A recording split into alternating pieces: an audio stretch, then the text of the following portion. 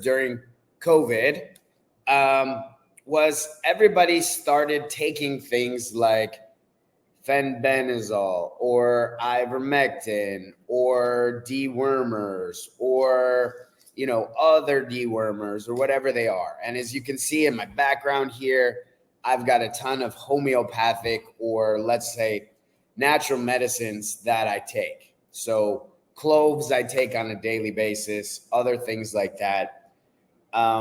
You and I actually went, and of course, guys, this is not medical advice in any way. I am not a medical doctor. This is not a cure for anything. It's just something that, as if it was pertinent during COVID, maybe it's still pertinent now. So maybe that was the thing to open your eyes. And a lot of you, if you're not feeling well, you gotta do your parasite cleanse. Now that parasite cleanse, that we have some protocols up on FreemanBot. It's on the drive. So if you're not feeling well and you're not feeling at your best, make sure maybe you're taking things like fenbenazole. And I'm not saying that it cures cancer, but there are people that do say that it cures cancer, and has helped with a lot of brain issues and cognitive issues and different things like that. The same with ivermectin. So keep that in mind, everybody. If you're, let's say, not feeling well for some reason, if you've been eating right and exercising properly, there's probably some critters involved. So you're the one that got me on this one, David. So thank you for that. You're welcome. And if you're giving it to your animals, which everybody usually is, there's a reason for that. And if I know you love your dog, David. I'm not going to say you kiss your dog, but let's just say the dogs probably lick your hands, and then I absolutely kiss my dogs. All right. I'll tell you. Now the whole world knows you kiss your dogs. But I love my dogs. We all love our dogs. Yeah. And they're great, and they make us happy, and they're wonderful. But they also harbor a shit ton of worms in a lot of different ways, wherever they go, whatever they get into, when they meet another dog. Every animal does, and that includes humans. In Correct. fact, dogs actually have a built-in antibiotic in their saliva. They're actually cleaner than humans are. Yep. So. Absolutely. Yeah. So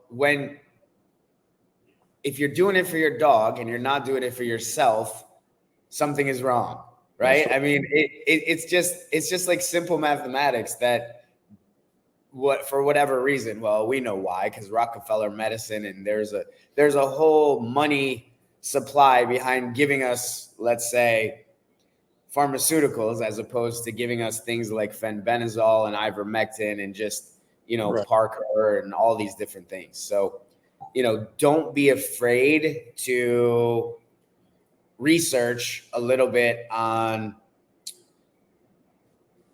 medicines that are popular for pets. And I would also suggest doing a little, I'm not a fan of antibiotics. I prefer, let's say, turmeric or golden seal or different natural things. If you have an infection, ozone, I do my ozone frequently as possible. Ozone? Yeah. There you go, David's got an ozone generator. We'll be bringing those to the event in Minnesota for those of you who need some. Gonna give you a little education there if you'd like. But ozone is putting extra oxygen into your blood and activated oxygen into your blood.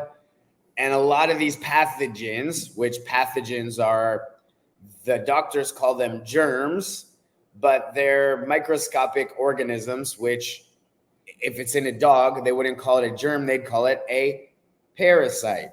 So they don't like to live in those environments. So enriching our blood, enriching our bodies with the right things, amazing. But in the time when you can't get them, a really good thing to look for, which you can always find, is they've got great antibiotics. So those of you who are preppers, or let's say you never know what's going to happen. There's a great supply of fish antibiotics that if you research expiration dates, while they all have an expiration date, the effectiveness just goes down a little bit over time. So essentially, if you store them in a dry place, there's a company called Fishmox, which I've been told is the same manufacturer of human antibiotics. So it comes from the same factory. And those are also equally as effective. And I'm not saying go out and take these antibiotics by any means. And if you do, you need to restore your gut health. But having them is a great precautionary method or measure just in case something like another COVID or something else would happen again. So That's right. That's just what I wanted to get out of here. And Kate Green says a really good comment here. I haven't been sick or taken as much as a cough drop in 11 years.